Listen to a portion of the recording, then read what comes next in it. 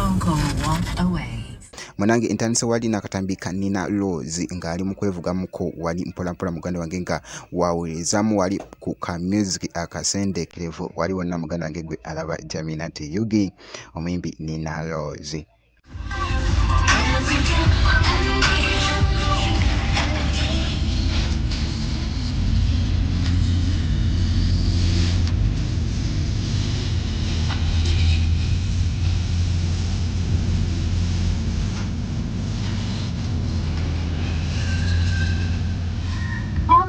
Coming through right there, the song called Walk Away. Something that so many men actually suggesting and saying and advising. Kakati nno awo ngate nga nfuddeyo ku muyimbi Nina Roz munnange ekyekinze ko wali ku muyimbi Rema Namakula omwana yekoze ebintu ndowooza olaba makeup wali wonna.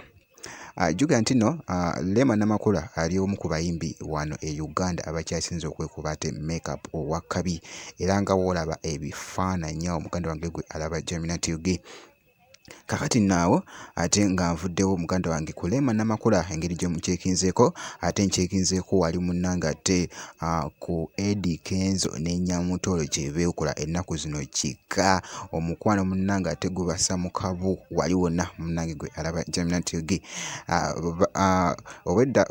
Owedda Nyamutoro nga wakuba eriiso wali ku Eddy Kenzo era nga wolabaawo mu bifaananyi munnange gwe alaba Nutty Yugi omukwano guli waggulu mu bire era nga wolabaawo naye nga juga nti no nkyekinzeeko ku ate era wali ku mwana muwala muyite Sheraga Shumba era nga alikinze wali hapo era n'omukyalo ono Nyamutoro Fiona Nyamutoro wali wonna gubadde muzigo mwereere. Kakati no bwekiti ate bwekitambudde wali ku Sheraga Shumba munnanga ate ne muka Eddy Kenzo Fiona Nyamutoro engeri gye bamitinzamuko wali ate juga nti no wano ebadde pate bambi ate wali ya fashion wali wonna ne mwana muwala ono Sheraga Shumba. Ngenda kubeera nga nkomawo mu maaso awo ate making sure nti no subscribinga bw'obeera nga tonaba.